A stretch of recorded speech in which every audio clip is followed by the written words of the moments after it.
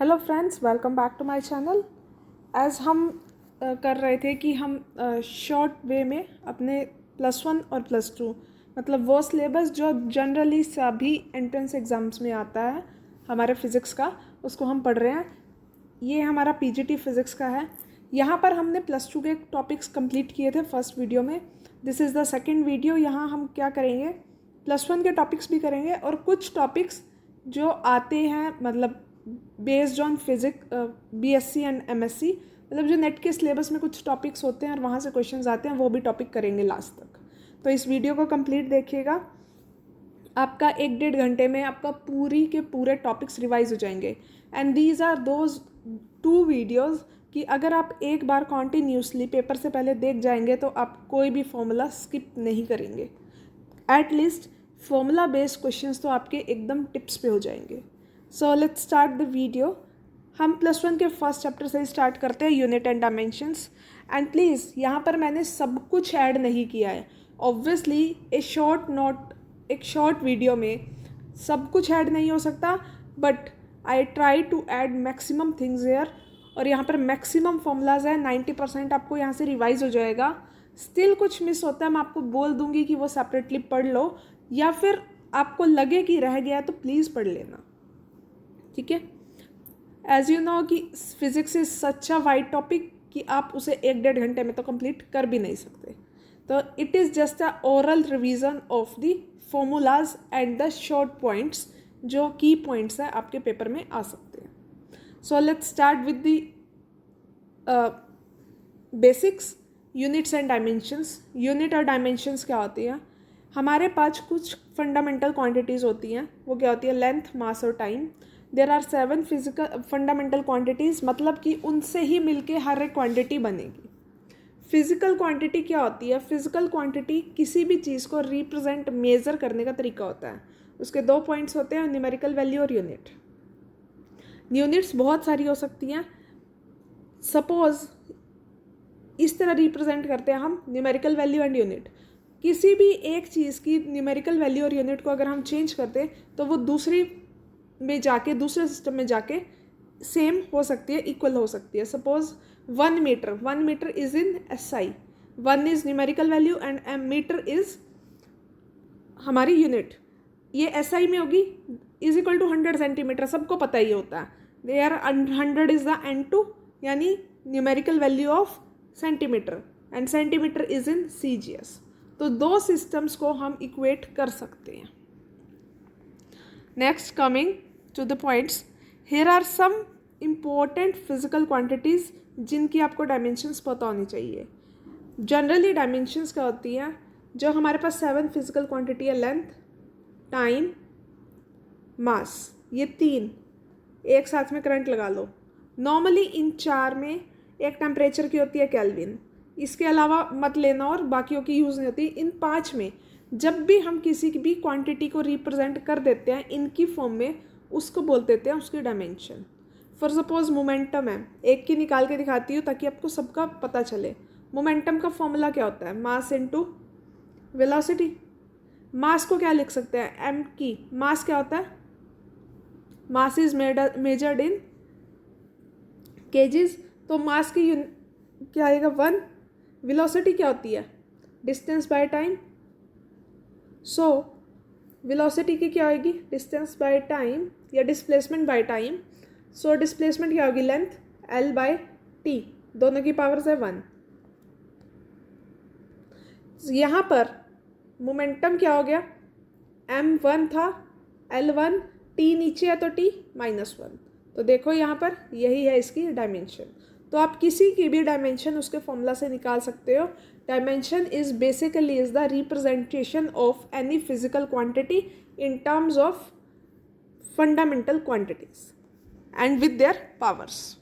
तो ये आपके कुछ यूनिट्स हैं, डायमेंशंस हैं। नेक्स्ट कमिंग, ये कुछ ऐसी क्वांटिटीज़ है आपकी जिनके फॉर्मूलाज तो अलग अलग होंगे बट उनकी dimensions at the end same हो जाएंगी। ये ज़रूर देख लेना। फर्स्ट पॉइंट जो है, ये वो वाली फिजिकल क्वांटिटीज़ है जिनके सिर्फ और सिर्फ नंबर होता है, कोई यूनिट नहीं। यूनिट भी हो सकती है बट कोई डायमेंशन नहीं होती, इनकी डायमेंशन 0 होती है। ये पूछे जा सकते हैं, ये ज़रूर देख लेना।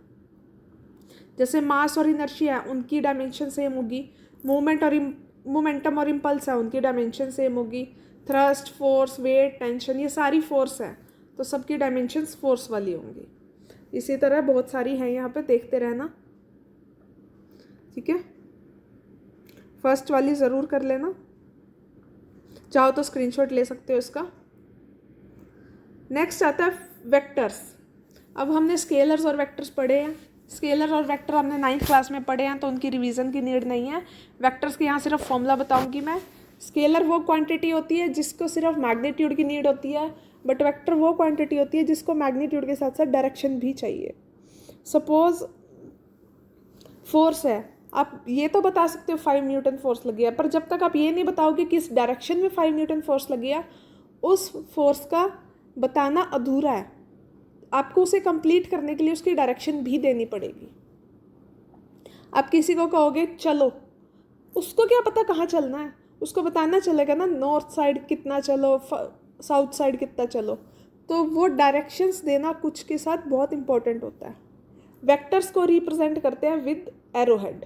किसी भी फिजिकल क्वांटिटी के ऊपर अगर एरो लगा है तो it is the representation of vector. Vector में क्या होता है, इसका मतलब होता है इसमें मैग्नीट्यूड भी है इसका और इसकी डायरेक्शन भी है। N cap is unit vector. चलो सब बताओ यूनिट वेक्टर का मैग्नीट्यूड क्या होता है इन द कमेंट सेक्शन। यहाँ पे 2 लॉज होते हैं, ट्रायंगुलर लॉ या पैरेललोग्राम लॉ। लॉ को आपको पढ़ने की नीड नहीं है क्योंकि दोनों के रिजल्टेंट सेम होते हैं। रिजल्ट सेम आएगा, दोनों का डिराइव करके आपको सेम ही रिजल्ट्स मिलेंगे। क्या रिजल्ट्स मिलेंगे, अगर कोई 2 आपके वेक्टर्स हैं ए एंड बी, दोनों को अगर हम ऐड करेंगे तो उनका रिजल्टेंट आ गया आर, तो उसे हम कैसे रिप्रेजेंट करेंगे, उसका मैग्नीट्यूड निकालेंगे ऐसे, a² + b² + 2ab cos theta. सब मैग्नीट्यूड लिया है यहाँ पे। Theta is the angle between A and B. और यहाँ पर क्या निकालेंगे उसका, हम यहाँ पर निकालेंगे उसका angle is alpha is the angle between A and R. मतलब डायरेक्शन ऑफ आर निकालनी है विद रिस्पेक्ट टू ए, तो ऐसे निकलेगी। सिमिलरली अगर उनका सब्सट्रैक्शन हो जाए, सपोज अगर 2 अपोजिट डायरेक्शन में हो जाए, मतलब तो उनके सब्ट्रैक्शन आएगा, तो सब्ट्रैक्शन में बस यहाँ पर माइनस साइन चेंज हो जाएंगे दोनों जगह, बाकी फॉर्मूला इज सेम। मतलब आप बी को मैग्नीट्यूड को माइनस में पुट कर दोगे हर जगह ऊपर वाले फॉर्मूले में, तो हो जाएगा आपका। जो इम्पोर्टेंट है वो ये चीज़ें हैं। अब रेक्टेंगुलर कंपोनेंट, आप किसी वेक्टर को देखो, हमारे पास अगर हम बनाएं एक्सिस के हिसाब से, ये एक्स है, ये वाई एक्सिस है, जी एक्सिस। एक्स एक्सिस के डायरेक्शन को लिखते हैं हम आई कैप से, वाई की लिखते हैं हम जे कैप से, और इसकी लिखते हैं के कैप से। तो कोई भी वेक्टर है इस प्लेन में, तो उसकी रिप्रेजेंटेशन हो सकती है I, J and K cap के अकॉर्डिंग। तो suppose A is any vector, उसको हमने लिखा है A X I cap, A Y J cap and A Z K cap. मतलब एक्स डायरेक्शन में ए एक्स तक है, वाई डायरेक्शन में ए वाई फैला हुआ है, और जी डायरेक्शन में ए जी फैला हुआ है। तो हमें निकालने हैं इनके एंगल। तो सपोज यहाँ पर कोई वेक्टर है ऐसे, इसका एंगल एक्स एक्सिस के साथ कितना बनेगा, वाई के साथ कितना और जी के साथ कितना, ये निकालने के लिए हमें कैसे पता चलेगा, cos alpha, cos beta, cos gamma निकालेंगे। ए एक्स बाई ए अगर एक्स के लिए निकालना है, वाई के लिए निकालना है ए वाई बाई वाई ए, और अगर जी के साथ निकालना है तो ए जेड बाई ए। इनको लिखते हैं एल एम एन, और एल एम एन को बोलते हैं डायरेक्शन कोसाइंस, और इसके ऊपर क्वेश्चन आया हुआ है। तो एल एम एन निकालने के लिए बोला गया था, तो बहुत सिंपल थे निकालने। आपको वेक्टर दिया था, एल एम एन निकालना था, कुछ भी नहीं था। बट वही बात है ना, जब पता ही नहीं फॉर्मूला तो निकालेंगे कैसे। और लास्ट में ए कैसे निकालते हैं वो देख लिया, ए का magnitude, and L square, M square और एन स्क्वायर होता है 1। ठीक है, coming to next, scalar product. अब 2 तरह के प्रोडक्ट्स होते हैं वेक्टर में। ऐसे प्रोडक्ट जिनमें 2 क्वांटिटी को अगर मल्टीप्लाई करें, प्रोडक्ट करें, तो या तो स्केलर क्वांटिटी आएगी या वेक्टर क्वांटिटी, उसके हिसाब से मिला है। एक तो स्केलर प्रोडक्ट, इसको बोलते हैं डॉट प्रोडक्ट। डॉट प्रोडक्ट यानी 2 वेक्टर्स के बीच में अगर डॉट लगा दे तो वो हो जाएगा हमारा डॉट प्रोडक्ट, मतलब जिसका रिजल्टेंट हमारा स्केलर होगा, यानी ए बी कोस थीटा। अगर हम इसे रेक्टेंगुलर कंपोनेंट्स में लिखें तो इसका प्रोडक्ट क्या आना चाहिए, आएगा एक्स एक्स वालों को मल्टीप्लाई कर दो, वाई वाई वालों को मल्टीप्लाई कर दो, जी जी वालों को मल्टीप्लाई कर दो और सबको प्लस कर दो। This is the formula for the rectangular components. अब हमने आई जे और के बारे में पढ़ा। अगर हम इनके बीच में भी डॉट और क्रॉस प्रोडक्ट लगाएं तो आई, ये याद रखना यहाँ पे सेम सेम का रिजल्ट 1 होएगा। ठीक है, देखो आई कैप डॉट आई कैप क्या होना चाहिए, magnitude of this multiply by cos, angle दोनों के बीच में, यानी दोनों सेम है तो दोनों के बीच में एंगल कितना होएगा 0, कोस 0 क्या होता है 1, तो इसका पूरा रिजल्ट आ जाएगा 1 और बाकी सब का रिजल्ट आएगा 0। Suppose I dot J cap किया आपने, आई का मैग्नीट्यूड कितना है 1, जी का मैग्नीट्यूड कितना है 1, दोनों के बीच में एंगल कितना है, एक्स और वाई के एक्सिस के बीच में एंगल कितना है 90 डिग्री, कॉस 90 कितना होता है 0। समझ गए, इनका डॉट प्रोडक्ट में सेम सेम वालों का 1 आएगा, डिफरेंट डिफरेंट वालों का 0। नेक्स्ट, वेक्टर प्रोडक्ट बहुत ही ज़्यादा ज़रूरी है क्योंकि इसके बेसिस पे आपको बहुत सारी चीज़ें समझ आएंगी। वेक्टर प्रोडक्ट में क्या होता है, जब हम दो की वेक्टर्स की क्रॉस प्रोडक्ट करते हैं तो उनका रिजल्टेंट क्या आता है, एक वेक्टर क्वांटिटी जिसमें ए बी का magnitude, sine theta, theta is the angle between A and B, and N cap is the direction of resultant. मान लो इसका रिजल्टेंट आर आया है तो इसकी डायरेक्शन क्या है एन कैप, और एन कैप जो होगी ए क्रॉस बी की परपेंडिकुलर होगी। इसको हम राइट हैंड थंब रूल से भी निकाल सकते हैं। जैसे ए क्रॉस बी है, आप ए से अपने फिंगर्स घुमाओ बी तक लेके जाओ, सपोज ए क्रॉस बी है, अपना थंब लो यहाँ से घुमाओ यहाँ तक लेके जाओ, थंब जहाँ भी पॉइंट करेगा उस डायरेक्शन में आपका इसका रिजल्टेंट होगा। अगर रेक्टेंगुलर कंपोनेंट्स में ले लें तो उसका डिटर्मिनेंट निकाल दो इसका, तो आपका नया आ जाएगा आपका resultant of A cross B. अब जो डॉट प्रोडक्ट था उसमें एक चीज़ बताना भूल गई मैं, ए डॉट बी कर लो या बी डॉट ए कर लो, दोनों का रिजल्ट सेम आना है। लेकिन यहाँ पे ए क्रॉस बी और बी क्रॉस ए करोगे तो दोनों का रिजल्ट अलग अलग आएगा, मैग्नीट्यूड सेम आएगा बस डायरेक्शन बदल जाएगी, तो इसलिए minus sine. Now rectangular components of axis I cap J cap K cap, अगर इनके लिए क्रॉस प्रोडक्ट करेंगे सेम सेम का तो आ जाएगा 0, क्योंकि इनके बीच में एंगल कितना है 0 और साइन 0 क्या होता है 0।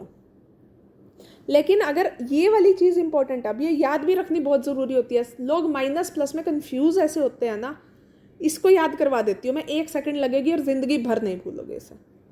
अगर आई क्रॉस के जे करोगे, जे क्रॉस के क्रॉस आई करोगे, क्या आएगा रिजल्ट, कंफ्यूज्ड। पहली चीज़, रिजल्ट इन दोनों में से जो तीसरा बच गया वो होएगा, लेकिन किसके आगे प्लस और किसके आगे माइनस लगेगा वो देखो।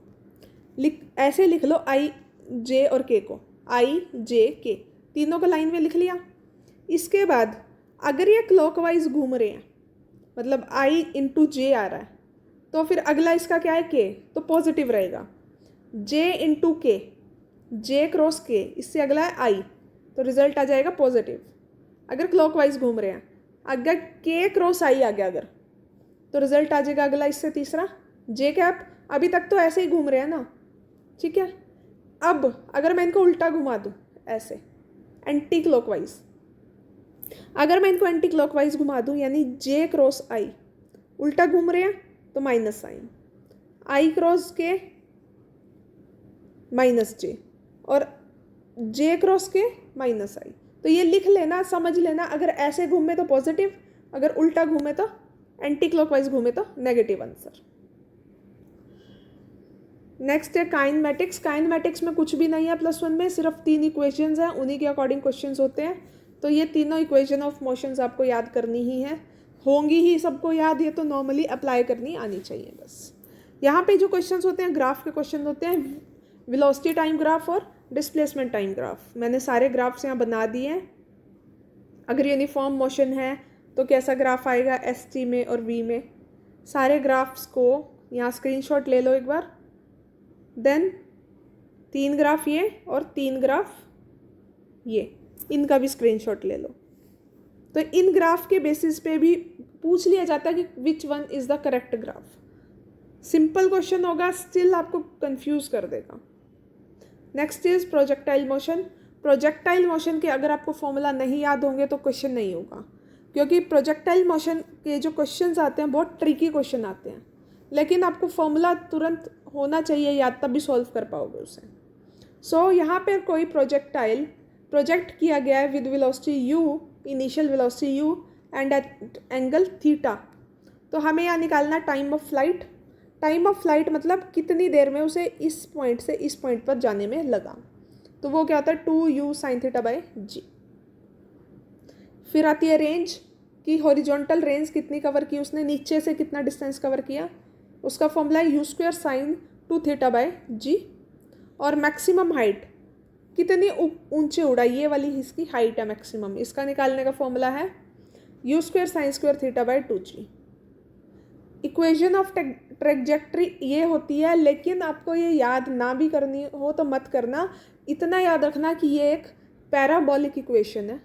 तो वो पैराबोला में चल रहा है जो इक्वेशन है, जो हमेशा प्रोजेक्टाइल की ट्रेजेक्ट्री हमेशा की हमेशा पैराबोला होती है। और पैराबोला क्या होता है, उसकी इक्वेशन जनरल इक्वेशन होती है ये, प्लस माइनस दोनों आ सकता है, मतलब यहाँ पे this is the equation of parabola. तो यहाँ पे इक्वेशन ऑफ पैराबोला ये रही, यहाँ पे -x² है ना, तो this is the equation of parabola. अगर आपका कोई प्रोजेक्टाइल कुछ हाइट से फेंका गया, ये बहुत कम चांसेस आने के, स्टिल एक बार फॉर्मूला देख लो, कुछ हाइट से फेंका गया तो उसका टाइम ऑफ फ्लाइट आ सकता है 2h/g²। ठीक है। रोटेशनल मोशन, अब रोटेशनल मोशन में क्या क्या फॉर्मूलाज हैं सीधे सीधे जो बता रही हूँ। ओमेगा यानी angular velocity D theta by D T. अब कोई भी चीज़ है रोटेट कर रही है इस पॉइंट से इस पॉइंट तक, उसने कुछ एंगल बनाया थीटा, तो theta is the angular displacement. अब एक बार एंगुलर डिस्प्लेसमेंट पता चली गई तो उसके बाद लीनियर इक्वेशन में ट्रांसलेटरी मोशन में जैसे निकाला था ना, एक बार डिस्प्लेसमेंट पता चल गई फिर तो डेरिवेटिव करते गए, सब निकलता गया। सिमिलरली यहाँ एंगुलर एक्सेलरेशन क्या आएगी, D omega by D T. Angular momentum क्या आएगा, आर क्रॉस पी। अब जो एंगुलर है वहाँ पे क्रॉस प्रोडक्ट आएगा सारा, या फिर आई ओमेगा भी लिखते हैं इसे। टॉर्क क्या होती है, आर क्रॉस एफ, इसे D L by D T भी लिखते हैं। Kinetic energy L² by 2I। उसके बाद rotational power torque into omega का डॉट प्रोडक्ट, एक ही डॉट प्रोडक्ट आएगा। उसके बाद आता है हमारा movement of inertia. Movement of inertia किसी भी चीज़ का कैसे निकालेंगे, अगर मान लो सपोज इस सर्कल के अंदर मैंने डिफरेंट पार्टिकल्स रखे हुए हैं जिनका मास m1 है, m2 है, और वो एट अ डिस्टेंस मान लो r1, सेंटर से कोई r1 पे है, कोई r2 पे है, कोई r3 पे है, तो उनका हम इनर्शिया कैसे निकाल लेंगे, m1 r1² प्लस ऐसे सबका सो ऑन जितने भी पार्टिकल्स हैं। लेकिन अगर एक कॉन्टीन्यूस डिस्ट्रीब्यूशन है, सपोज ये एक सॉलिड स्फीयर है, इसका मास m है, तो हम इसका इनर्शिया कैसे निकाल लेंगे, di कर देंगे, मतलब r² dm। ठीक है। किसी का भी इनर्शिया हम उसके सेंटर ऑफ मास वाले एक्सिस से निकालते हैं, जैसे इसका सेंटर ऑफ मास ये होगा तो इस एक्सिस के अराउंड हम निकालते हैं इसका मोमेंट ऑफ इनर्शिया। लेकिन अगर हमें यहाँ पे निकालना पड़ जाए सपोज किसी और एक्सिस पे, तो कैसे निकालेंगे, उसके लिए थ्योरम है, इन दोनों एक्सिस के बीच में डिस्टेंस है सपोज d और इसका मास था m, तो इसका हमें इनर्शिया पता होगा, ICM फॉर्मूला प्लस md² कर देंगे। अब IZ के अकॉर्डिंग मतलब ये है, यहाँ पे हमें इसका IX पता है, IY पता है, तो IZ के लिए निकालना है तो कैसे निकलेगा, IX प्लस IY। ये दोनों थ्योरम्स हैं इसलिए बता रही हूँ बस।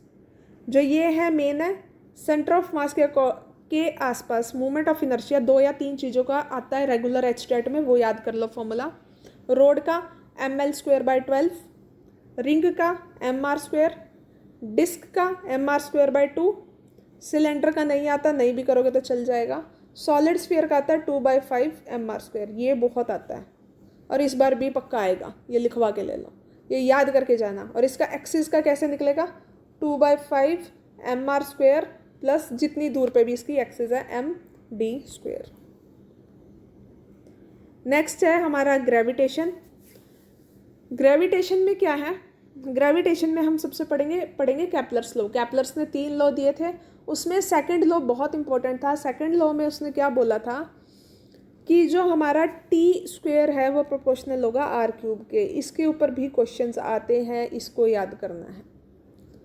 तो T is the time taken by the planet to go once around the sun. ऐसे घूम रहा है तो इसको एक चक्कर लगाने में कितना टाइम लगा, that is the time period.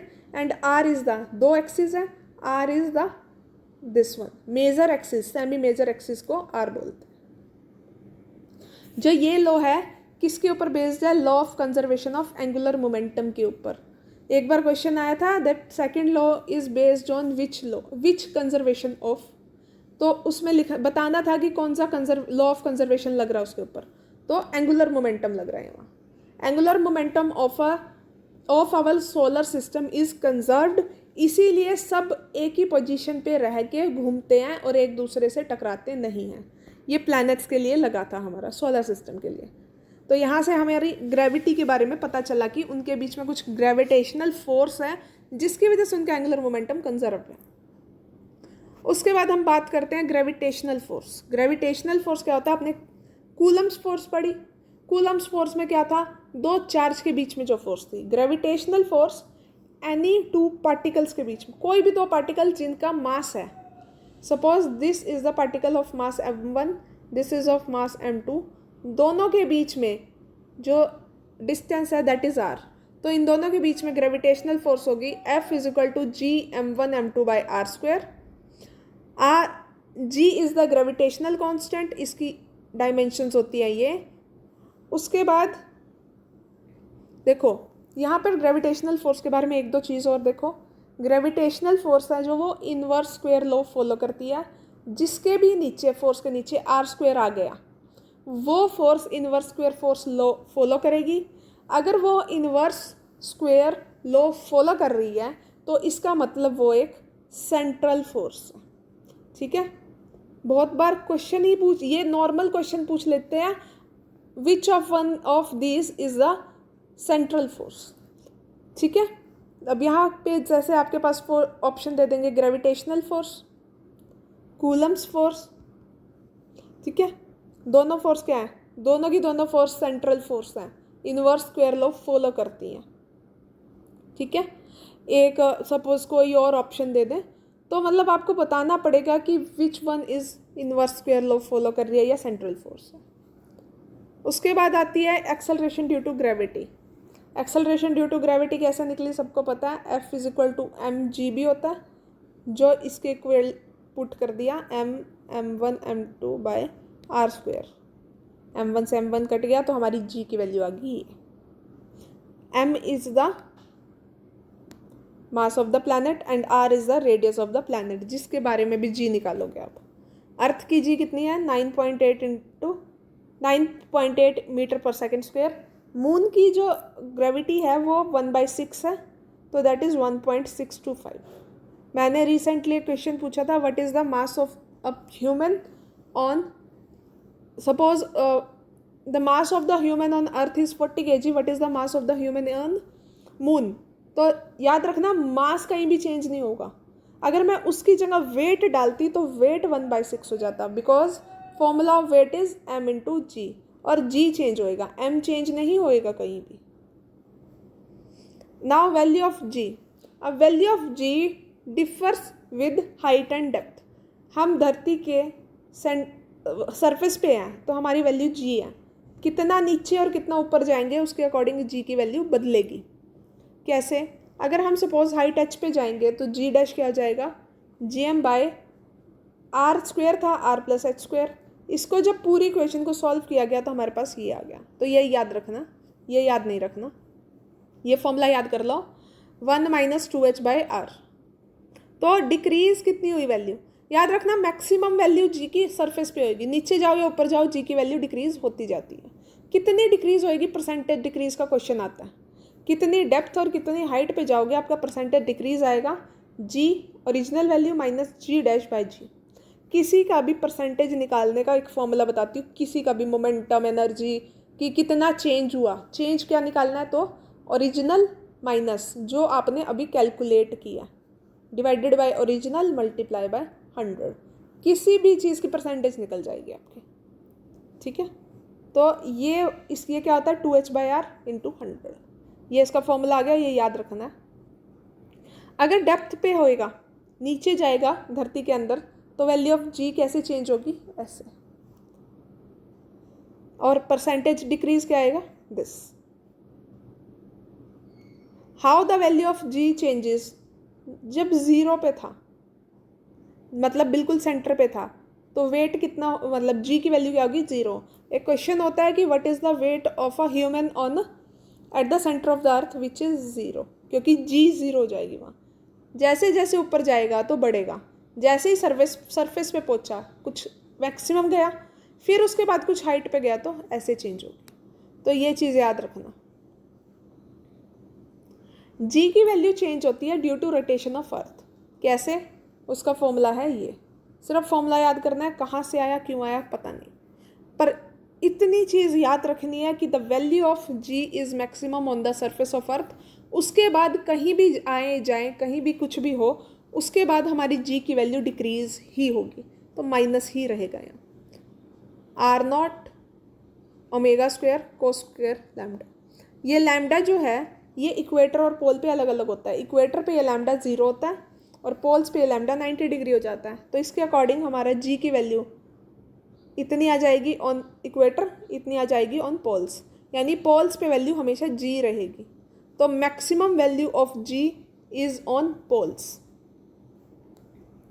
पोल पे हम खुद को भारी भारी फील करेंगे क्योंकि वेट ज़्यादा रहेगा ना। Next is gravitational potential, intensity और पोटेंशियल एनर्जी। तीनों के फॉर्मूलाज लर्न कर लो, दैट्स इट। कहीं पे पूछे नहीं जाते, स्टिल बता दिया। उसके बाद सैटेलाइट से क्वेश्चन पूछा जाता है। ऑर्बिटल वेलोसिटी और एस्केप वेलोसिटी में रिलेशन पूछ लेते हैं। ऑर्बिटल वेलोसिटी का फॉर्मूला होता है gm/r अंडर रूट। इसको हम कैसे भी लिख सकते हैं, in the form of G small G, in the form of capital G. तो ये तीनों ही फॉर्मूलाज होते हैं अलग अलग वे से। आर इज़ द कितनी हाइट पे है सैटेलाइट, यानी रेडियस प्लस कितनी हाइट पे है, R plus H. Time period of satellite कैसे निकाल लेंगे, 2π इंटू r/g। सैटेलाइट की एनर्जी, सैटेलाइट की पोटेंशियल एनर्जी भी होगी कुछ, काइनेटिक एनर्जी। जो पोटेंशियल एनर्जी होगी वो नेगेटिव भी होगी, काइनेटिक एनर्जी आएगी ऐसे। जब दोनों को ऐड करेंगे तो टोटल एनर्जी आ जाएगी this, and this is the binding energy of the satellite. Binding energy कभी भी किसी भी चीज़ की अगर नेगेटिव है तो इसका मतलब सोचो वो बाइंड हुआ है। अगर किसी की पॉजिटिव है तो वो बाइंड हो ही नहीं सकता, ठीक है। There are 2 types of satellite, geostationary satellite और पोलर सैटेलाइट। जो जियो सिंक्रोनस ऑर्बिट या सन सिंक्रोनस ऑर्बिट बोलते हैं उसमें घूमेगी उसको बोलेंगे जियो स्टेशनरी। दूसरी जो पोलर ऑर्बिट में घूमेंगे उसको बोलेंगे पोलर सैटेलाइट। इसकी हाइट बहुत ज़्यादा होती है, 36,000 किलोमीटर पे घूमती है। ये नीचे ही घूमती है 500 से 800 किलोमीटर, मतलब दोनों को चक्कर काटने में टाइम अलग लगता होगा। इसका टाइम पीरियड 24 घंटे है, 24 घंटे में एक चक्कर लगाती है। इसका टाइम पीरियड 100 मिनट के आसपास होता है, 100-110 मिनट में एक चक्कर लगा देती है। मतलब दिन में कितने चक्कर मारेगी, एक जगह से ना जाने कितनी बार गुजरेगी है। और ये एक ही जगह पे फिक्स होती है। अगर आप इसे ऑब्जर्व करोगे तो ऐसा लगेगा ये हमेशा ही आपके ऊपर है, मतलब ये हमेशा सन के एक ही पॉइंट को कवर करती है। रिलेटिव स्पीड इसकी अर्थ के साथ 0 हो जाती है। एस्केप वेलोसिटी का फॉर्मूला, अगर किसी को हम अर्थ से कोई चीज़ प्रोजेक्ट करें, दो वेज हो सकते हैं उस चीज़ को, 2 तरीके से वो रोटेट कर सकती है। एक तो वो अर्थ के चारों ओर घूमने लग जाए, तब तो वो सैटेलाइट बन जाएगी, या फिर उसे इतनी स्पीड से बाहर फेंके कि वो बाहर ही निकल जाए ग्रेविटी से। तो ग्रेविटी से वो बाहर निकल जाए, ऐसी स्पीड को बोलते हैं एस्केप स्पीड। उसका फॉर्मूला है दिस, 2gm/r। ये तो ठीक है। VE और V0 में रिलेशन बताओ मुझे, यहाँ पे क्या आएगा। उसके बाद ये है डेंसिटी का फॉर्मूला, एक बार पूछा था शायद इसलिए मैंने लिख दिया। अगर आप M को G को और आर को पुट करोगे तो आ जाएगा आपके पास। नेक्स्ट आती है आपकी थर्मो में आती है आपकी perfect gas equation PV = nRT। इसके बेसिस पे हम काफ़ी कुछ देखेंगे। हमारे पास अब प्रोसेसेस आती हैं। आइसोथर्मल प्रोसेस, ऐसी प्रोसेस जिसमें हम टेम्परेचर कांस्टेंट करके चेंजेस करें, तो उसमें PV कांस्टेंट हो जाएगा क्योंकि N और R तो कांस्टेंट है ऑलरेडी, T भी कांस्टेंट कर देंगे तो PV = कांस्टेंट हो गया।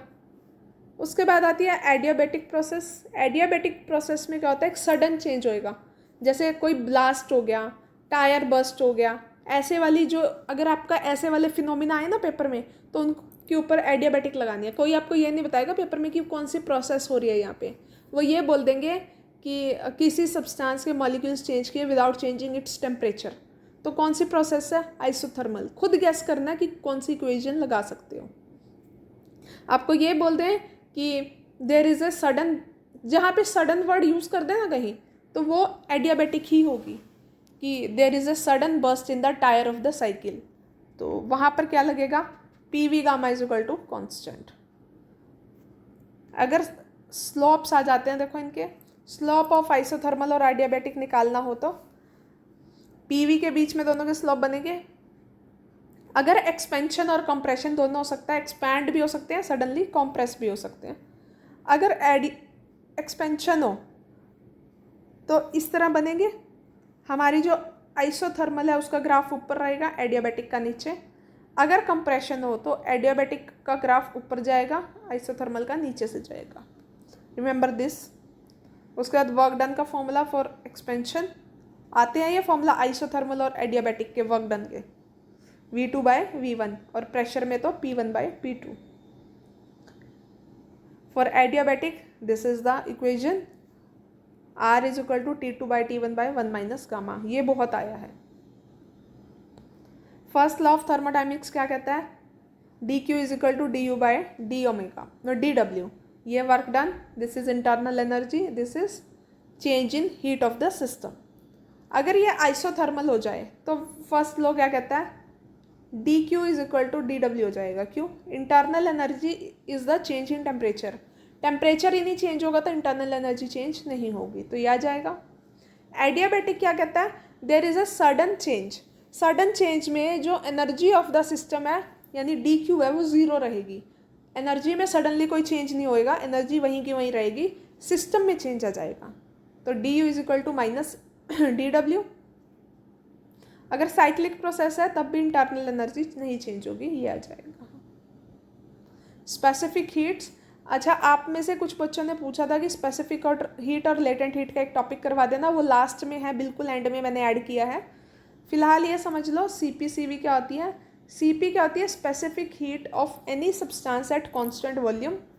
CP is the specific heat of any substance at constant pressure. वो अलग अलग होगी, दोनों का को करेंगे तो आ जाएगा R-। CV को याद कर लो क्या होता है, CV = dQ/dt। पहले CV निकाल लेते हैं फिर CP निकाल देते हैं किसी का भी। अगर मिक्सचर ऑफ गैसेज है, मान लो मैंने दो गैस मिक्स कर दी, एक की C1 है एक की C2 है, तो इसके पास मॉलिक्यूल्स N1 है, इसके पास मॉलिक्यूल्स N2 हैं, तो सिस्टम की CP/CV निकाल दिया हमें, तो वो ऐसे आएगी। कितने भी ऐड करते जाओ इसमें, +N3 CN3 बाय में +N3 ऐसे। उसके बाद हीट इंजन, हीट पंप नहीं आते, बिल्कुल भी नहीं आते, तो ना भी करो तो चल जाएगा। ये ग्राफ देख लो एक बार, ये ग्राफ आ जाता है, बस इसमें इतना पूछ लेते हैं, which process is isothermal thermal compression expression, ये पूछते हैं बस। इसका वर्क डन कैसे निकलेगा, जो AB है, AB इज द, जो इधर जा रहे हैं ना ग्राफ, ठीक है, वो क्या होंगे आपके एक्सपेंशन के। इधर गया दूसरा ग्राफ, इससे कहाँ टकराएगा, ये हो गया AB is the isothermal expansion, work done है इसका। CD कहाँ पे आपका, C से D is the isothermal compression. ये वाले जो दोनों ग्राफ हैं ये आइसोथर्मल के हैं, ये वाले जो दोनों ग्राफ हैं ये हो गया आइसोथर्मल दोबारा बताती हूँ, देखो ये वाला जो ग्राफ है ये इधर जा रहा है, ये किसका हो गया आइसोथर्मल एक्सपेंशन का, ये इधर जा रहा है तो ये हो गया आइसोथर्मल कॉम्प्रेशन का। जो ये वाला ग्राफ है ये ग्राफ हो गया आइसोथर्मल सॉरी एडियाबैटिक का, ये भी एडियाबैटिक का, ये हो गया एडियाबैटिक कंप्रेशन का और दूसरा हो गया एडियाबैटिक एक्सपेंशन का। इनके आपको दिए हुए हैं वर्क डन बाय साइकिल। इसका वर्क डन कैसे निकालोगे, पूरे साइकिल का जो एक ग्राफ का था Q1 माइनस Q2 या W1 माइनस W3, सिर्फ W1 और W3 निकाल लोगे आप। W1 क्या है, W1 इज़ द मतलब दोनों आइसोथर्मल एक्सपेंशन और आइसोथर्मल कंप्रेशन निकाल लोगे तो आपके पास आ जाएगा आपका work done of the cycle. Next is kinetic theory of gases. Kinetic theory में वही चीज़ें, काइनेटिक थ्योरी में आपको बस PV इक्वल टू NRT के बारे में ही पढ़ना है। एवोगाड्रोस नंबर याद कर लो कितने होते हैं, 6.022 इंटू 10⁻23। NTP पे क्या होता है ये याद कर लो।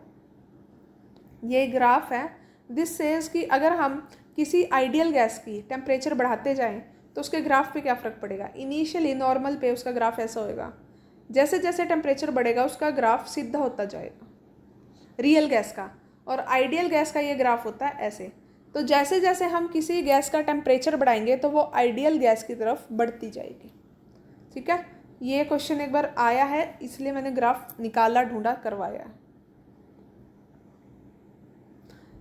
कोई आइडियल गैस कैसे कितना प्रेशर एक्सर्ट करती है, that is 1/2m/v/c²। c is the mean square speed of the molecules of the gas. This is, ये याद करने की चीज़ है।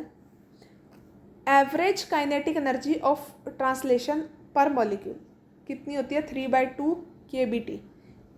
एक मॉलिक्यूल ऑफ गैस जब दूसरे मॉलिक्यूल से कोलाइड करता है तो कितनी एवरेज एनर्जी ट्रांसलेट करता है, वो इतनी होती है पर मॉलिक्यूल। ये याद कर लो, दिमाग में बिठा लो, 3/2 kBt। Most probable speed, average speed और रूट मीन स्क्वायर स्पीड। इसमें बस इतना याद रखना कि रूट मीन स्क्वायर स्पीड जो है सबसे मैक्सिमम होती है। डिग्री ऑफ फ्रीडम, ये क्वेश्चन है बहुत ज़रूरी। डिग्री ऑफ फ्रीडम निकालते कैसे हैं, देखो जहाँ पर जो टॉपिक्स नहीं आते ना वहाँ मेरी एनर्जी लो रहेगी पढ़ाने में, और जो टॉपिक्स पेपर में आते हैं ना वो बहुत ही डिटेल में पढ़ा दूँगी। तो याद देख समझ ही जाना मेरे पढ़ाने के तरीके से बीच बीच में जहाँ मेरी एनर्जी शिफ्ट हो रही है कि कौन सा टॉपिक आना और कौन सा नहीं। डिग्री ऑफ फ्रीडम ये बहुत इंपॉर्टेंट टॉपिक है। किसी का डिग्री ऑफ फ्रीडम कैसे निकालते हैं, 3a/-r। ए क्या है, कितने पार्टिकल्स हैं सिस्टम के अंदर, और आर उस पर कितनी रिस्ट्रिक्शंस लगी हैं। ठीक है, मोनोएटॉमिक है। मोनोएटॉमिक मतलब कितने पार्टिकल्स हैं सिस्टम में, 1। कितनी रिस्ट्रिक्शंस हैं, अकेला है सारी जगह घूम रहा है कोई रिस्ट्रिक्शन नहीं है, तो इसकी डिग्री ऑफ फ्रीडम हो गई 3। डायटॉमिक की डिग्री ऑफ फ्रीडम क्या हुई, कितने पार्टिकल्स हैं, 2। डायटॉमिक मतलब दोनों एक दूसरे से जुड़े हुए हैं, कितने रिस्ट्रिक्शंस हैं, 1 तो 5। ट्रायटॉमिक, ट्रायटॉमिक या तो लीनियरली जुड़ सकते हैं आपस में या ट्रायंगल, दोनों का निकाल देंगे। 3 पार्टिकल है, इसमें रिस्ट्रिक्शंस 2 हैं, ये इसमें 3 है, तो 6 और 7। तो total energy of system for monoatomic, total energy of system क्या आएगी, 3/2 RT। एक ही तो पार्टिकल है तो एक की तो इतनी ही होती है एनर्जी, अभी पढ़ाई है मैंने 3 kBt वाली, 3/2 kBt ये, या 3/2 RT। तो CV क्या आएगा इसका, CV आपको पता होना चाहिए। अब ये चीज़ निकालनी सीख लो, पेपर में यही यूज़ होनी है। du/dt कर देंगे 3/2 R यानी 1.5 R। CP क्या होता है, CV में R ऐड कर दो 2.5 R। गामा कैसे निकालते हैं, CP/CV 1.67। मोनोएटॉमिक के लिए गामा ये होता है, गामा की वैल्यू पूछी जाती है।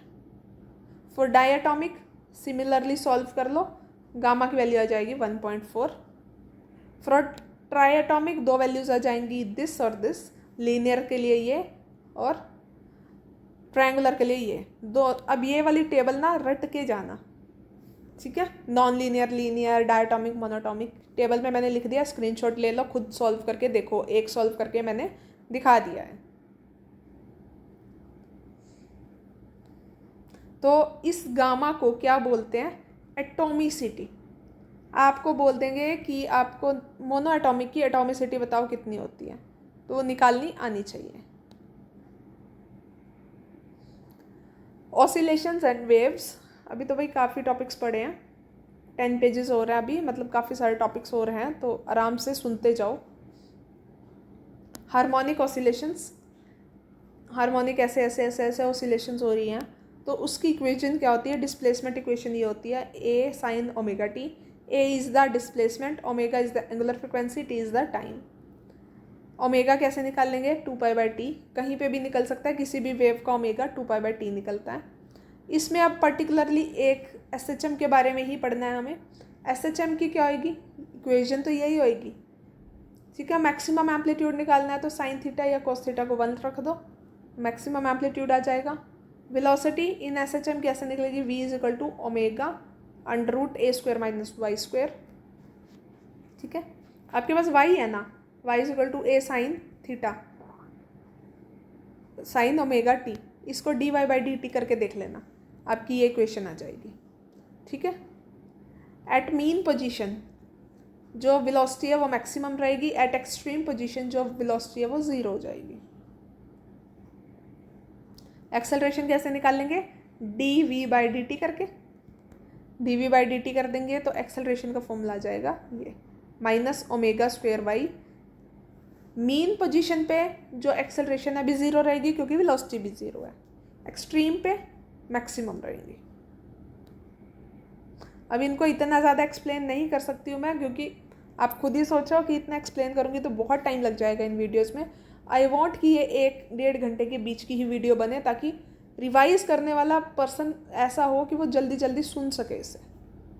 टाइम पीरियड कैसे निकालते हैं? ऐसे ओमेगा की वैल्यू पुट कर दो, y/a, a is the acceleration, frequency भी ऐसे निकल जाएगी। पोटेंशियल एनर्जी, किसी की एनर्जी, पोटेंशियल एनर्जी जब हम निकालते हैं तो कैसे निकालते हैं? 12m ω²y²। तो यहाँ पर आप पुट कर दोगे वैल्यू ऑफ y, तो ये आ जाएगी पोटेंशियल एनर्जी, काइनेटिक एनर्जी आ जाएगी ये, टोटल एनर्जी आ जाएगी। यहाँ पे ग्राफ देख लो, जो टोटल एनर्जी होएगी वो कांस्टेंट होएगी, वो शिफ्ट होती रहती है पोटेंशियल से काइनेटिक में। पोटेंशियल बढ़ेगी पहले और काइनेटिक मैक्सिमम होगी, फिर वो कम होती जाएगी। So this is the graph of SHM in energies. Simple pendulum, simple pendulum का बहुत ही क्वेश्चन आता है एक टाइम पीरियड पे, कि लेंथ चेंज कर दी तो टाइम पीरियड कैसे चेंज होगा। उसमें बस कुछ नहीं, ये वाला क्वेश्चन, ये वाला फॉर्मूला लगता है, t = 2π√L/g। ये है सेकंड्स पेंडुलम। सेकंड्स पेंडुलम किसको बोलते हैं? जिसका टाइम पीरियड 2 सेकंड होता है, तो उसकी लेंथ कितनी होगी? 99.3। सब कुछ है तो पुट्टी कर देंगे ना। डैम्ड SHM, ये आप लगा लो मोस्ट इम्पॉर्टेंट टॉपिक है। इस पे से 2 क्वेश्चन हर बार आ ही जाते हैं, 1 या 2 क्वेश्चन, और ऐसा हुआ ही नहीं, डायरेक्ट फॉर्मूला लगाओ और क्वेश्चन खत्म। इसकी कौन सी इक्वेशन में अप्लाई होती है? ये वाली। b दिया होगा आपको, m दिया होगा, t दिया होगा, E0 दिया होगा। तो मैं मतलब अगर आप प्रीवियस ईयर या मेरे क्वेश्चन वाले सीरीज़ देखोगे जो मैंने अभी रिसेंट टॉप 100 क्वेश्चन करवाए हैं, उसमें इसके 3 से 4 क्वेश्चन करवा दिए हैं। क्वेश्चन ही क्वेश्चन आते हैं इसके, सिंपली कुछ नहीं करना, और ये फॉर्मूला लगता है, ये सब कुछ नहीं करना है इसमें, बस ये फॉर्मूला याद कर लो, E = E0 exponent of -BT/m। सबकी वैल्यू गिवन होती है, बस पुट करके आंसर निकालना होता है। जिसको इतना फॉर्मूला याद होता है उसके वो क्वेश्चन सही। डॉपलर्स इफेक्ट का एक क्वेश्चन होता है हर बार फ्रिक्वेंसी चेंज पे। क्या है डॉपलर्स इफेक्ट? अपरेंट फ्रिक्वेंसी क्या होती है? Mu is the velocity of sound in air, velocity of sound in medium, velocity of listener, velocity of source और एक्चुअल वेलोसिटी, इन सब का एक फॉर्मूला बनता है, ठीक है। ये वाला फॉर्मूला करने की बजाय अगर ये वाला फॉर्मूला कर लोगे तो वैसे भी आपका सब कुछ हो जाएगा, लेकिन हम ज़्यादातर ये वाला फॉर्मूला करते हैं कि हम ये मानते हैं कि हमारा मीडियम स्टेशनरी है, तो VM को 0 पुट कर देते हैं ऊपर वाले में। अब जो V' आ गया, यानी कि अपरेंट, हमारा जो हमने निकाला था यहाँ पे अपरेंट फ्रिक्वेंसी, वो क्या आएगी? velocity of velocity of sound in air minus velocity of listener by velocity of sound in air minus velocity of source multiply by frequency, actual frequency और frequency change। ये फॉर्मूला याद कर लिया, सब याद हो जाएगा। अब कौन रेस्ट पे है, कौन चल रहा है, कौन किसकी तरफ आ रहा है, उसमें भी देख लो। If source is moving towards listener, अगर सोर्स ही उसकी तरफ आ रहा है तो सोर्स पॉजिटिव लेंगे हम, सोर्स ही मूव करके आ रहा है उसकी तरफ। अगर सोर्स दूर भाग रहा है तो नेगेटिव लेंगे सोर्स को, वेलोसिटी को। अगर लिसनर मूव करके आ रहा है, लिसनर अगर दूर जा रहा है सोर्स से तो पॉजिटिव लेंगे, अगर लिसनर उसके पास आ रहा है तो नेगेटिव लेंगे वेलोसिटी। ठीक है, अगर वो एक दूसरे की तरफ आ रहे हैं, सोर्स एक दूसरे की तरफ आ रहे हैं तो सोर्स को पॉजिटिव, इसको नेगेटिव, ये चीज़ याद रखना। देखो सोर्स अगर एक दूसरे की तरफ, सोर्स अगर हमेशा चलेगा उसकी तरफ जा रहा है तो वो, देखो यहाँ पे एक चीज़ याद कर लो, अगर सोर्स चलेगा, ये सीधा बंदा है सोर्स, ये पॉजिटिव ही रहेगा, फ्रिक्वेंसी बढ़ेगी तो पॉजिटिव। अगर लिसनर उसकी तरफ आएगा तो वो नेगेटिव लेना है। ये चीज़ याद कर लो, बस पहला फॉर्मूला याद कर लिया, हो जाएगा। प्रॉपर्टीज ऑफ बल्क मैटर, इसमें मैं क्या करवा रही हूँ, स्ट्रेस स्ट्रेन के बारे में थोड़ा सा बता रही हूँ, क्योंकि यंग्स मॉडुलस पे क्वेश्चन आता है तो थोड़ा सा ओवरव्यू दे रही हूँ इसका। स्ट्रेस क्या होता है, फोर्स बाय एरिया, किसी के ऊपर कितनी स्ट्रेस लगी है उसकी परपेंडिकुलर फोर्स या डिफॉर्मिंग फोर्स कितने एरिया पे लगी है। इसका स्ट्रेस का जो यूनिट होती है, डायमेंशन होती है, वो प्रेशर वाली होंगी। स्ट्रेन क्या होता है, चेंज इन कॉन्फ़िगरेशन, कोई रस्सी है उस पर कुछ लटका दिया, वो थोड़ी सी उसकी लेंथ बढ़ गई, change in configuration by original configuration, ये क्या होगी, स्ट्रेन। स्ट्रेन यूनिटलेस डायमेंशनलेस होती है। उसके बाद आते हैं मॉडुलस। मॉडुलस 3 तरह के होते हैं, Young's modulus, bulk modulus, modulus of rigidity. सबसे ज़्यादा हमारा यंग्स मॉडुलस आता है, ये इसका फॉर्मूला याद कर लेना। यंग्स मॉडुलस क्या कहता है, normal stress by longitudinal strain. Normal stress मतलब फोर्स नॉर्मल एरिया पे लगी है, लॉन्गिट्यूडनल स्ट्रेन मतलब लेंथ में जो स्ट्रेन आया है, डेल्टा एल बाई एल, तो ये आ गया इसका फॉर्मूला, ये ही इसकी क्या होगी। अब आपके पास एक क्वेश्चन आता है, यंग्स मॉडुलस की यूनिट क्या होती है, वही यूनिट होगी जो स्ट्रेस की होगी। स्ट्रेस की क्या है, प्रेशर वाली, यानी पास्कल। जितना यंग्स मॉडुलस ज़्यादा होगा उतनी इलास्टिसिटी ज़्यादा होगी मटेरियल की। बल्क मॉडुलस क्या होता है, normal stress by volumetric strain. आगे शेयर मॉडुलस या मॉडुलस ऑफ रिजिडिटी क्या होता है, टेंजेंशनल स्ट्रेन बाय शेयरिंग स्ट्रेन। ज़्यादा मत करना, थोड़ा बहुत पता होना चाहिए, यंग्स मॉडुलस के ही क्वेश्चन आए हैं जो आए हैं हमेशा। एक ये फॉर्मूला याद कर लेना, यंग्स मॉडुलस, बल्क मॉडुलस और शेयरिंग स्ट्रेन कह रही हूँ, तीनों शेयर मॉडुलस, तीनों में हमारा क्या है, रिलेशन क्या है, 9 by Young's modulus is equal to 1 by B plus 3 by ji.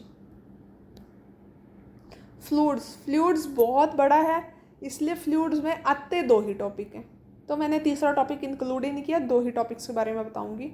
Pressure आपको पता है क्या होता है, normal force by area. Variation in pressure क्या होएगा, अगर सपोज कोई हमारा कोई भी बकेट या कुछ भी हमने पानी से भर रखी है, तो उसका जो प्रेशर यहाँ होएगा और जो यहाँ प्रेशर होएगा, ये P1 प्रेशर है और ये P2 प्रेशर है, ये दोनों डिफरेंट प्रेशर होंगे ड्यू टू हाइट। ये प्रेशर जितनी हाइट पे जाते जाएंगे उतना प्रेशर बढ़ता रहेगा, तो डेप्थ के साथ कितना प्रेशर जो चेंज होगा वो होगा H rho G। H is the height, कितनी नीचे जाते जा रहे हैं, rho is the density of the water या liquid, and G is the gravity. Generally ये वहाँ यूज़ होता है जहाँ पे हम जहाँ ओशियंस में जाना होता है, सी में, समुद्र में जाना होता है कि हमें इतनी हाइट तक जाना है तो कितना प्रेशर बन जाएगा वहाँ तक जाने में, तो हम तब प्रेशर निकालते हैं, उसके अकॉर्डिंग ही वहाँ पे जाने के लिए कॉस्ट्यूम्स डिज़ाइन होते हैं। तभी तो जो इतनी नीचे तक जाके डुबकी लगा के आते हैं, इतना रिसर्च करके आते हैं, तो उनको कॉस्ट्यूम्स उसी हिसाब से डिज़ाइन होते हैं कि कितना प्रेशर आएगा। आर्किमिडीज प्रिंसिपल, हर पेपर में इसके 2 क्वेश्चन आते हैं, 3 बेशक आ जाएं, 2 तो आते ही आते हैं। तो आर्किमिडीज क्या कहता है कि अगर कोई किसी कंटेनर में लिक्विड फिल्ड है, उसमें हम कोई सब्सटेंस डाल दें, तो ये जितना सब्सटेंस यहाँ पर इसके अंदर गया है, वेट ऑफ कितना लिक्विड, इसके अंदर कोई सब्सटेंस डालेंगे, एक ग्लास पूरा भर लो, उसके अंदर कुछ डाल दो तो कुछ पानी बाहर आ जाता है ना, तो वो जो पानी बाहर आया है वो किसके बराबर होगा, weight of that displaced fluid, जो बाहर आ गया किसके इक्वल होगा, वी रो जी के। ठीक है, वेट क्या होता है वैसे, एम जी होता है, और एम को क्या लिख सकते हैं हम, V into rho, rho is the density of the liquid. एक तो आर्किमिडीज का क्वेश्चन आता है, एक आता है एक्सेस प्रेशर का क्वेश्चन, तो दोनों इंक्लूड करे हैं, बाकी कुछ इंक्लूड नहीं करा है। चाहो तो आप एक बार पढ़ सकते हो पूरा। Relative density of the body क्या होती है, density of body divided by density of water. Relative density की यूनिट क्या होती है, यूनिटलेस। एक्सेस प्रेशर, कोई बबल है या कोई ड्रॉप है, उसके जो अंदर है कुछ प्रेशर, उसके बाहर अंदर कुछ प्रेशर होता है, उस प्रेशर को बोलते हैं एक्सेस प्रेशर। ड्रॉप में अलग होता है, बबल में अलग होता है। जनरली आपका आज तक बबल का आया, पर ड्रॉप का भी पता होना चाहिए। एक्सेस प्रेशर, प्रेशर इनसाइड और प्रेशर आउटसाइड जो भी होगा उसको माइनस कर देंगे, अंदर उसका कुछ अलग ही प्रेशर होगा एज कम्पेयर टू जो उसका बाहर प्रेशर है, तो वो आएगा 2T/R। और फॉर बबल ये डबल हो जाएगा 4T/R। R is the radius of that bubble या ड्रॉप, और T is the tension. Next है हमारे एलिमेंट्री पार्टिकल्स। अब एलिमेंट्री पार्टिकल्स से क्वेश्चंस आ भी जाते हैं, नहीं भी, इसका थोड़ा बहुत बता रही हूँ आपको। इसमें ज़्यादातर इक्वेशंस आती हैं जहाँ पे आपको बताना होता है कि 4th पार्टिकल कौन सा होगा। हमारे पार्टिकल्स 2 तरह से डिवाइडेड है, बोसोन और फर्मियॉन्स में। अलग अलग तरीके की आपको यहाँ पे माइंड मैप मिल जाएंगे। मैं जो करवा रही हूँ वो बोसोन और फर्मियॉन को डिवाइड करके करवा रही हूँ, स्पिन के अकॉर्डिंग करवा रही हूँ। तो स्पिन डिवाइड हो जाएगी इंटीग्रल स्पिन और हाफ इंटीग्रल स्पिन में। बोसोन्स 2 तरह के होते हैं, फोटॉन्स और ग्रेविटॉन्स। फोटॉन ग्रेविटॉन्स के बारे में हम नहीं पढ़ेंगे। इसमें एक और टाइप होता है पायोन्स, कायोन्स और ईटा मिजॉन्स। पायोन्स 3 तरह के होते हैं, कायोन्स 4 तरह के होते हैं, ईटा मिजॉन्स एक ही होता है। उसके बाद फर्मियॉन्स 2 तरह के होते हैं, लेप्टॉन्स और बैरियॉन्स। लेप्टॉन्स में क्या आते हैं, इलेक्ट्रॉन, इलेक्ट्रॉन और पॉजिट्रॉन, म्यून और टायोन। ये सारे एलिमेंट्री पार्टिकल्स हैं, मतलब अभी तक इन्हें हम फर्दर तोड़ नहीं पाए हैं। उसके बाद बैरियॉन्स में आते हैं। बैरियॉन्स में जो है वो एलिमेंट्री पार्टिकल्स के साथ साथ प्रोटॉन, न्यूट्रॉन, न्यूक्लियस आता है मतलब इसमें बेसिकली, और एक हाइपरॉन्स। हाइपरॉन्स में भी आ जाते हैं हमारा लैम्डा, सिग्मा, साई और omega.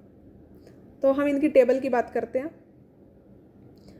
This table is for मिजॉन्स, और ये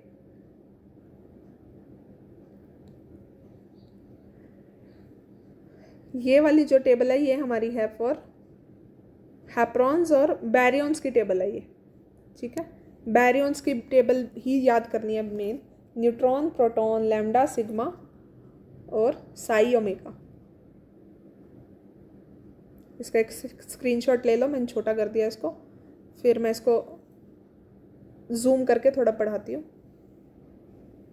देखो, इसमें हमें बैरियन नंबर पता होना चाहिए। अब ये सारे बैरियन्स है तो इनका बैरियन नंबर 1 रहेगा। Q is the charge, neutron पे 0 है, प्रोटॉन पे 1 है, लैम्डा पे 0 है। आइसोस्पिन इज़ कि वो कितने पार्टिकल्स में, जैसे प्रोटॉन न्यूट्रॉन है 2 पार्टिकल्स में रहते हैं ये, तो इनकी आइसोस्पिन 1/2 है। जिसकी आई जेड क्या होता है, +i से -i तक कितने नंबर्स हैं।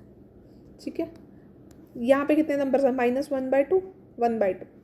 0 नहीं आएगा क्योंकि ये हाफ वाला चल रहा है। स्ट्रेंजनेस n की 0, तो इनका क्वार्क क्या होएगा, UTD न्यूट्रॉन के लिए, प्रोटॉन के लिए UUD। हर एक पार्टिकल का एंटी पार्टिकल एग्जिस्ट करता है। अगर वो एंटी पार्टिकल एग्जिस्ट नहीं करता किसी का, तो वो खुद का एंटी पार्टिकल होता है। तो यहाँ न्यूट्रॉन का बार लगा देंगे और प्रोटॉन का बार, वो दोनों एंटी पार्टिकल एग्जिस्ट करते हैं इनके। ऐसे ही लैम्डा अकेला नंबर है, तो इसकी आइसोस्पिन क्या आएगी, 0। चार्ज बैरियन 1 है, चार्ज भी 0 है, ये स्ट्रेंज नंबर है, इसका स्ट्रेंजनेस है -1 UDS। अगर स्ट्रेंजनेस 1 है तो एक S इंक्लूड होएगा, अगर माइनस में है तो S सीधा इंक्लूड होएगा। उसके बाद है हमारा सिग्मा। सिग्मा 3 होते हैं, पॉजिटिव, नेगेटिव और 0। इनके ऊपर चार्ज इनके अकॉर्डिंग ही है। इनका जो आई है वो 1 होता है। 1 को लिखो अब -1 0 1, 3 हो गए, तो तीनों को दे दो एक एक, +1 0 -1 IZ। इसका भी स्ट्रेंजनेस -1 है, तो तीनों में S तो इंक्लूड होएगा ही होएगा, बाकी क्वार्क्स आप इनके चार्ज के अकॉर्डिंग डाल दो। जाई, ओमेगा सिमिलरली है ये भी, इनके भी एंटी पार्टिकल्स होंगे। आगे मिजॉन्स। मिजॉन्स में आते हैं पाई, कायोन्स और ईटा। क्या फ़र्क है? जो ऊपर बैरियंस थे उनकी क्वार्क कंपोजिशन थी 3 की, और जो मिजॉन्स हैं उनकी क्वार्क कंपोजिशन है 2 की। ये याद रखना, ये फ़र्क है इनमें, ठीक है? तभी इनकी स्पिन में फ़र्क आता है, ठीक है? अब इनमें अब पाई, कायोन्स और ईटा, इसकी भी अब देख लो एक बार। बहुत याद करने की ज़रूरत नहीं है, अगर एक बार आप देख के भी जाओगे तब भी सफिशिएंट है। क्वार्क्स। क्वार्क्स हम 6 तरह के होते हैं, पर हम 3 याद करेंगे क्योंकि 3 ही देखो यूज़ हो रहे हैं ऊपर सबसे ज़्यादा। Up, down, strange. अगर उनका अप क्वार्क का कितना चार्ज होता है? 2/3 E पॉजिटिव। डाउन का -1/3, स्ट्रेंज का -1/3। ये टॉपिक जो मैंने बोला था इंक्लूड करूँगी। हीट कैपेसिटी, 2 तरह की हीट कैपेसिटी होती है, लेटेंट हीट और स्पेसिफिक हीट। दोनों में फ़र्क समझो। लेटेंट हीट कैपेसिटी वो होती है कि कोई सब्सटेंस अपनी स्टेट चेंज कर रहा है लेकिन टेम्परेचर चेंज नहीं कर रहा। यानी मैं पानी को बॉयल कर दूँ, वो 100 डिग्री सेल्सियस पे पहुँच गया, उसके बाद वो स्टीम बदलता रहेगा। पानी और स्टीम दोनों का टेम्परेचर 100 ही रहेगा, टेम्परेचर नहीं बदलेगा। तो latent heat capacity sorry is the amount of heat required to change the state of substance but at same temperature. इसका फॉर्मूला होता है Q = mL। L is the latent heat of substance per kg। 1 kg को change करने के लिए कितनी heat चाहिए वो L होती है, उसके बाद मल्टीप्लाई करते रहो जितने भी मास आता रहे। स्पेसिफिक हीट क्या होती है? किसी सब्सटेंस का टेम्परेचर 1 डिग्री तक रेज करना है, उसके लिए कितनी हीट चाहिएगी वो उस सब्सटेंस की स्पेसिफिक हीट है। And C is the specific heat for 1 kg। मैंने वाटर की लिखी है यहाँ पे, सबसे ज़्यादा ये यूज़ हुई है आज तक जो HTET का पेपर है। ये है स्पेसिफिक हीट ऑफ वाटर, ये है लेटेंट हीट ऑफ फ्यूज़न। मतलब जब आइस मेल्ट होएगी तो वो आइस और पानी दोनों का जो टेम्परेचर है वो 0 डिग्री रहेगा, लेकिन वहाँ पर लेटेंट हीट क्या यूज़ होगी? 80। और ये वाटर की है वेपोराइजेशन की, वाटर के लिए आए तीनों। वेपर मतलब जब वो बॉयल होके वेपर बनेगा तब उसकी 540 होएगी। इसके ऊपर बहुत सारे क्वेश्चंस थे, तो मुझे लगा इनकी वैल्यूज़ देना बहुत ज़रूरी है। सो ये थे आज के टॉपिक्स। मैंने 2 वीडियो बनाई हैं, दोनों में बहुत सारे टॉपिक्स कवर किए हैं। अगर एक बार आप एग्ज़ाम में जाने से पहले दोनों वीडियोस देख लोगे तो आपके हर एक टॉपिक कवर हो जाएगा। स्टिल आपको लग रहा है कोई और टॉपिक रह गया है जो आपको करना है अभी भी, मुझे प्लीज़ कमेंट कर देना आज ही, ताकि कल मॉर्निंग तक उसकी वीडियो मैं अपलोड कर दूँ। Thank you so much. Video अच्छी लगी हो तो प्लीज़ लाइक करें, सपोर्ट करें, चैनल को शेयर करें। कोई क्वेरी हो तो प्लीज़ आप कमेंट सेक्शन यूज़ कर सकते हैं। Thank you.